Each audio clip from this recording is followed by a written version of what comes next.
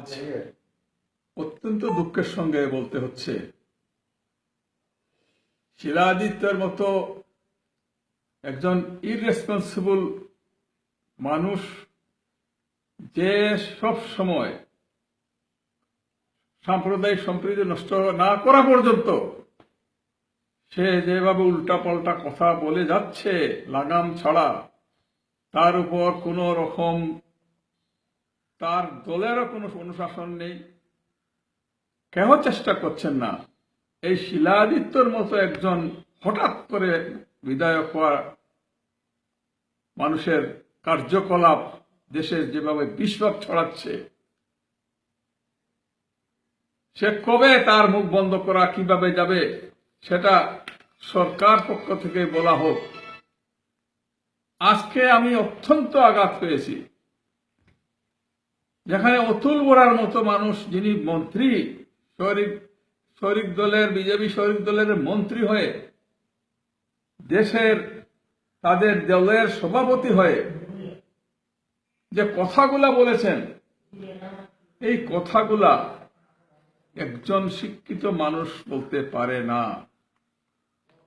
তিনি বলেছেন নাগরিকপঞ্জি সম্পূর্ণ খসড়া থেকে নাম বাদ পড়া সন্দেহভাজন বিদেশিদের স্বদেশী সাজাতে চাইছে কেন্দ্র সরকার। সাংঘাতিক কথা বলেছেন। বিদেশিদের স্বদেশী কি করে বুঝলেন তিনি? এখন পর্যন্ত নাগরিক পুঞ্জির সম্পূর্ণ লিস্ট বের হয় নাই। এখনো পুজোর আপত্তি দেওয়ার সময় রয়ে গেছে। 10 তারিখ থেকে আরম্ভ হবে, জানা যাবে, এবং 11 তারিখ থেকে সেপ্টেম্বর মাসে চলবে সেই নাগরিকপঞ্জি যারা নাম বাদ পড়েছে তাদের নাম উঠার জন্য। এবং আমি বারবার বলেছি যে 40 লাখের মধ্যে না হলেও 25-26 লাখ যে উঠবে এতে কোনো সন্দেহ নেই। যদি নিজের গাফলতি এবং নিজের প্রকৃত ডকুমেন্টগুলা হারিয়ে যাওয়া কিছু লোক, তাদের অন্তত 3% বাদ পড়তে পারে, আর 97% লোকের নাম পূর্ণাঙ্গ লিস্টে এনআরসির আসবে ডিসেম্বর মাসে, যে লিস্টে আউট হবে। আজকে কিভাবে একজন মন্ত্রী হয়ে এই সব উল্টোপাল্টা কথা বলছেন? এদিকে সমুজ্জ্বল ভট্টাচার্যের নেতৃত্বে আশু প্রতিনিধি দল নর্থ ইস্টার্নের বিভিন্ন স্টেট ঘুরে ঘুরে সিটিজেনশিপ অ্যামেন্ডমেন্ট বিলের বিরুদ্ধে প্রচার অভিযান চালিয়েছিলেন।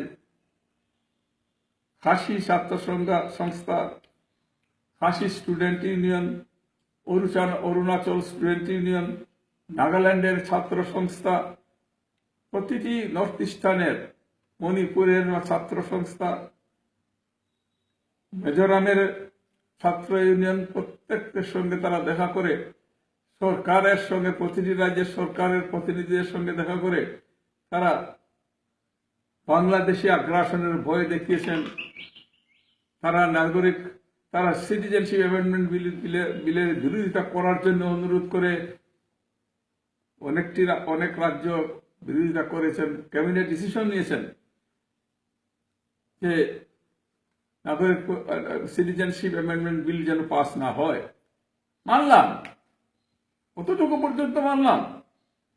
কিন্তু আজকে যে কাণ্ড কারখানা, আজকে যে মেঘালয়ে মানুষ ঢুকতে পারছে না, নাগাল্যান্ডে যাওয়ার অসুবিধা হচ্ছে, অরুণাচলে যাওয়ার অসুবিধা হচ্ছে, এদের বাংলাদেশি বলে স্বীকৃতি দেওয়া হয়ে গেছে, বাংলাদেশি বিদেশি বলে আখ্যা দেওয়া হয়ে গেছে যারা বাদ পড়েছেন। যেসব স্টেটে এনআরসির কাজ চলছে না, তারা জানেই না, এনআরসির প্রক্রিয়া সম্বন্ধে জানে না, সেই সব মানুষকে খেপিয়ে তোলা হয়েছে। তার জন্য আশুর প্রতিনিধি দল সমুজ্জ্বল ভট্টাচার্যের সহ তারা দায়ী। এবং তারা ঘুরে ঘুরে আবার যাক, গিয়ে তাদের প্রতিটি রাজ্যে গিয়ে আবার বলুক যে নাগরিকপঞ্জি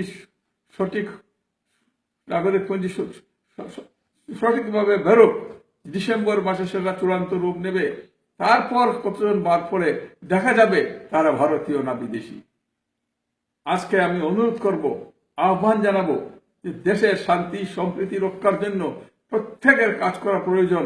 দেশ আমাদের কাছে বড়, দেশের স্বার্থ জলাঞ্জলি দিয়ে এখানে দেশের সাম্প্রদায়িক দাঙ্গা, সাম্প্রদায়িক প্রীতি সম্প্রীতি নষ্ট করে দেশকে ধ্বংস করার যে প্রচেষ্টা চলছে, সেই প্রচেষ্টা থেকে বিরত থাকার জন্য আমি এইসব উগ্র সাম্প্রদায়িক লোকদের অনুরোধ জানাচ্ছি। ধন্যবাদ। আচ্ছা, আরেকটা বিষয় আপনার কাছে জানতে চাইব, সম্প্রতি করিমগঞ্জ শহরের ভিতরে দেখা যাচ্ছে চুরের উপদ্রব অনেক বেড়েছে, সন্ধ্যা রাতেই চুরি হয়ে যায়। সেই ক্ষেত্রে করিমগঞ্জে যারা পুলিশ রয়েছে ওদের ভূমিকাটা কি চোখে দেখবেন আপনি? পুলিশের শর্টেজ থাকতে পারে, তাদের ম্যান পাওয়ার কম হতে পারে, কিন্তু পুলিশ কিছুদিন সচেতন থাকে। আবার পুলিশ, আমি রাতে 12টা, 1টা, 2টার সময় যখন আসি, রাস্তার মধ্যে একজনও পুলিশ দেখি নাই। এরকম অনেক দিন এসে হয়েছে, একজনও এই সীমান্ত জেলার পুলিশ যদি রাস্তায় না থাকে। আমি বলেছিলাম, এসপিকে বলেছিলাম, এডিশনাল এসপিকে বলেছিলাম, সবাই বলেছিলাম যে আপনারা এডিশনাল এসপি, ডিএসপি, এইরকম উচ্চপদস্থ যারা আছেন, তারা এক চক্কর একবার দুবার দুপাক মারবেন, রাত্রে শুবার আগে 10টা 11টায় একটি চক্কর মারবেন, দিনের বেলা একবার দুবার বেরোবেন। ট্রাফিক জ্যাম হচ্ছে, অযথা ট্রাফিক জ্যাম হচ্ছে, পুলিশ দেখা যায় যে গাড়ির থেকে চাঁদা তোলার জন্য ব্যস্ত থাকে। তাই যেসব সেন্সিটিভ পয়েন্ট আছে সেখানে পুলিশ মোতায়েন করা উচিত, এবং রাত্রে টহলদারের জন্য এখানে ফ্লাইং স্কোয়াড আছে, সব আছে, কিন্তু রাস্তায় টহলদারিতে আমরা লোক পাই না। রাত্রে 12টা 1টার সময় কোনো পুলিশকে পাওয়া যায় না। আজকে বলবো সীমান্ত জেলার পুলিশ আরো সচেতন হওয়ার প্রয়োজন আছে। এর জন্য আমি ঊর্ধ্বতন কর্তৃপক্ষের সঙ্গে যোগাযোগ করব, এসপি মিস্টার উপাধ্যায়ের সঙ্গে যোগাযোগ করব, ডিআইজি মিস্টার উপাধ্যায়ের সঙ্গে যোগাযোগ করব।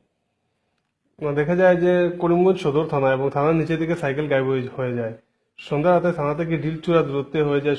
আমাদের যিনি পরিতোষ দে রয়েছেন, গভর্নমেন্ট স্কুলের যিনি টিচার ছিলেন, ওনার বাসাতে কালকে সন্ধ্যা রাতে চুরি হলো। এইভাবে যদি ঘটনা ঘটতে থাকে প্রতিরোধ, তাহলে করিমগঞ্জ শহরের মানুষ কতটুকু সুরক্ষিত বলে মনে হবে আপনার? আশ্চর্য হওয়ার কিছু নেই, পুলিশ কর্মীর ঘরও চুরি হয় মধ্যে মধ্যে।